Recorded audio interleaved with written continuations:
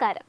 മരിച്ചിട്ട് 3000 വർഷങ്ങൾ പിന്നിട്ട ഒരാൾക്ക് പാസ്പോർട്ട് ലഭിക്കുക, അതും ഒരു രാജ്യത്തിൻ്റെ രാജാവായി ഔദ്യോഗിക പദവിയിൽ മറ്റൊരു രാജ്യത്തേക്ക് വിമാനത്തിൽ യാത്ര ചെയ്യുക, കേൾക്കുമ്പോൾ അവിശ്വസനീയമെന്ന് തോന്നാം. പക്ഷേ ചരിത്രപ്രസിദ്ധനായ ഈജിപ്ഷ്യൻ ഫറവോ റാംസസ് രണ്ടാമൻ്റെ ജീവിതത്തിൽ ഇത് സംഭവിച്ചിട്ടുണ്ട്. ഒരു ഭരണാധികാരി എന്ന നിലയിൽ അദ്ദേഹം ഈ ഭൂമിയിൽ വാണതിനേക്കാൾ വലിയ അത്ഭുതമായിരുന്നു അദ്ദേഹത്തിൻ്റെ മരണാനന്തരമുള്ള ഈ വിദേശയാത്ര.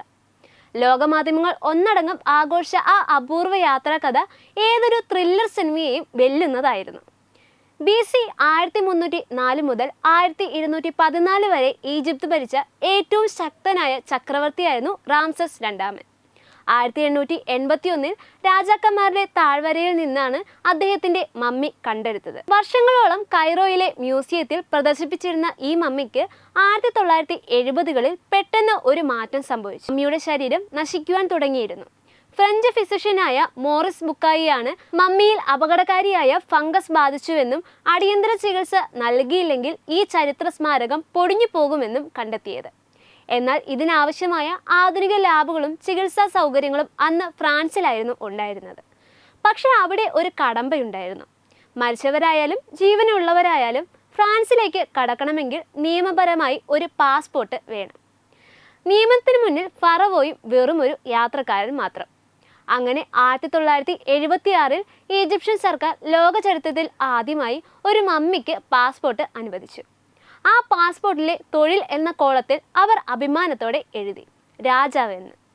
1976 സെപ്റ്റംബർ 26 പാരീസിലെ ലേബൂർഗ് എയർപോർട്ടിൽ റാംസസിന്റെ മമ്മി വഹിച്ചുകൊണ്ടുള്ള വിമാനം ലാൻഡ് ചെയ്തു. അവിടെ കണ്ടത് അവിശ്വസനീയമായ ദൃശ്യങ്ങളായിരുന്നു. ഫ്രഞ്ച് സ്റ്റേറ്റ് സെക്രട്ടറി ആലീസ് സോണ്ടർ സെറ്റയുടെ നേതൃത്വത്തിൽ വലിയൊരു സൈനിക നിര തന്നെ വിമാനത്താവളത്തിൽ അണിനിരന്നിരുന്നു. ഒരു വിദേശ രാജ്യത്തെ ജീവിച്ചിരിക്കുന്ന ഭരണാധികാരി വന്നാൽ നൽകുന്ന എല്ലാ ഔദ്യോഗിക ബഹുമതികളും ആ മമ്മിക്കും നൽകി. ലോകമാധ്യമങ്ങൾ ഈ വാർത്തയെ ഒരു റോക്ക് സ്റ്റാറിന്റെ വിടവാങ്ങൽ യാത്ര പോലെ വിശേഷിപ്പിച്ചു. പാരീസിലെ ഗവേഷണങ്ങൾ റാംസസിനെ കുറിച്ച് പുതിയ വെളിപ്പെടുത്തലുകളും നടത്തി. ചുവന്ന ചുരണ്ട മുടിയുള്ള വെളുത്ത വർണ്ണമുള്ള ഒരു യോദ്ധാവായിരുന്നു അദ്ദേഹമെന്ന് ശാസ്ത്രം സ്ഥിരീകരിച്ചു. എന്നാൽ മോറിസ് ബുക്കായിയെ അത്ഭുതപ്പെടുത്തിയത് മറ്റൊരു കണ്ടെത്തലായിരുന്നു. ഫറവോയുടെ മരണം കടലിൽ മുങ്ങിയാണെന്ന് അദ്ദേഹം ശാസ്ത്രീയമായി തെളിയിച്ചു. യാത്രക്കിടെ ചില നാടകീയ രംഗങ്ങളും ഉണ്ടായി. പാരീസിലെ ചില ശാസ്ത്രജ്ഞർ ഫറവോയുടെ തലമുടി സാമ്പിൾ അനുവാദമില്ലാതെ എടുത്തുമാറ്റി. വർഷങ്ങൾക്ക് ശേഷം ഒരാൾ ഈ മുടി ലേലത്തിന് വെക്കാൻ ശ്രമിച്ചപ്പോഴാണ് ഈജിപ്ത് ഈ വിവരം അറിയുന്നത്. ഉടൻ തന്നെ കടുത്ത നയതന്ത്ര ഇടപാടുകളിലൂടെ ആ മുടി ഈജിപ്ത് തിരിച്ചു വാങ്ങി. ഇന്ന് കൊറിയയിലെ നാഷണൽ മ്യൂസിയം ഓഫ് ഈജിപ്ഷ്യൻ സിവിലൈസേഷന്റെ തന്റെ തലപ്പൊക്കത്തോടെ തന്നെ റാംസസ് രണ്ടാമൻ വിശ്രമിക്കുന്നുണ്ട്.